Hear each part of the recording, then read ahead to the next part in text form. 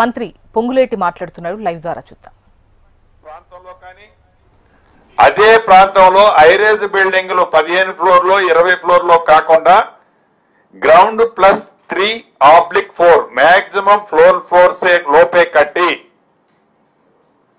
ఆ పేదవాడు పొద్దున్నే లెగడంతోనే తన చిరు వ్యాపారం కానీ ఏదైనా చిన్న కంపెనీలోనో ఆ ప్రాంతంలో తన జీవనోపాధికి చేసుకునే వసతులు కల్పించే ప్రాంతంలోనే ఇల్లు ఇవ్వాలనే ఆలోచనతో ఈ ప్రభుత్వం అటువంటి ప్రణాళికతో రాబోయే రోజుల్లో ఒక క్లారిటీ ఇవ్వనుంది. రూరల్ ప్రాంతంలో ఏవైతే ఈనాడు ఇళ్లు కడుతున్నామో అర్బన్ ప్రాంతానికి సంబంధించిన ప్రణాళికని అతి కొద్ది రోజుల్లో ఈ ప్రభుత్వం ప్రకటిస్తుంది. రూరల్లో కానీ అర్బన్ లో కానీ సొంత స్థలం ఉండి ఏ నియమ నిబంధనలు అయితే మేము ఇచ్చామో మినిమం 400 SFT మాక్సిమం 600 SFT అనే కట్టాల్సి వచ్చినప్పుడు 30 గజాలు 32 గజాలు ఎవరికైనా ఉంటే ఆ ప్రాంతంలో 400 SFT కట్టలేడు కాబట్టి గ్రౌండ్ ప్లస్ ఫస్ట్ ఫ్లోర్ కట్టుకునే వసతుల్ని ఆల్రెడీ మేము కల్పించాము. సొంత స్థలం ఉన్నవారికి ఇలా హౌసింగ్ సెక్టర్ ఇందిరమ్మ ఇళ్లకు సంబంధించిన దాంట్లో రూరల్తో పాటు ఈ ప్రభుత్వం అర్బన్ లో నివసించే వాళ్ళకి అన్ని వసతులతో కూడుకున్న ఇందిరమ్మ ఇళ్లు ఇయ్యాలన్నదే ఈ ప్రభుత్వం యొక్క ఆలోచన. ఆ దిశలో రాబోయే రోజుల్లో అర్బన్కి సంబంధించిన ప్రణాళికని ప్రకటించడంతో పాటు కార్యరూపాన్ని కూడా దాల్చే కార్యక్రమం ఈ ప్రభుత్వం చేపడుతుంది. వీటితో పాటు గత ప్రభుత్వంలో 2 BHK కింద కొన్ని కట్టారు.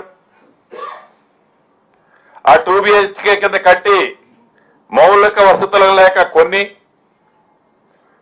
కొల్లూరు పరిసర ఎగ్జాంపుల్ చెప్తున్నాను. కొల్లూరు పరిసర ప్రాంతాల్లో లాంటి ప్రాంతాల్లో కొన్ని కట్టి కొన్ని మౌలిక వసతులు లేని కారణంగా కొన్ని ఇందాక నేను చెప్పినట్లు కోర్ హైదరాబాదు ఈ మురికి కుంపలో నివసించే పేదవాళ్ళకి అక్కడ ఇచ్చామని చెప్తే ఆ పేదవాళ్ళు ఈ మురికి కుంపలో ఉండటానికి ఇష్టపడుతున్నాడు కానీ ఆడికి పోవడానికి ఇష్టపడిన ఇల్లు అసంపూర్తిగా పూర్తయిన ఇల్లు వాటన్నిటిని కూడా సుమారు 700 కోట్ల పైగా ఇప్పటికే వెచ్చించి ఏవైతే ఎలకేషన్ కానీ ఏవైతే ఎలకేషన్ అయి పొజిషన్ తీసుకొని వాటిని కూడా ఎలకేషన్ అయి ఉన్న అటువంటి వాటిని మళ్ళీ రీ అలాట్ చేసి ఆ పరిసర ప్రాంతాల్లో ఉండే వాళ్ళకి ఆ ఇన్ఫ్రాస్ట్రక్చర్ డ్యామేజ్ కాకుండా ఉండే విధంగా ఇళ్లు వాళ్ళకే ఎలకేషన్ చేసే కార్యక్రమం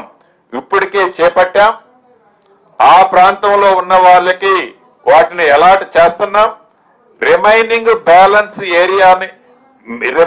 బ్యాలెన్స్ స్ట్రక్చర్స్ ని కూడా తప్పకుండా రాష్ట్రంలో మిగతా అర్బన్ ఏరియాలో ఉండే ఆ 2 BHKలను కూడా పూర్తి చేస్తామని మీ ద్వారా రాష్ట్ర ప్రజానీకానికి తెలియజేస్తున్నాం.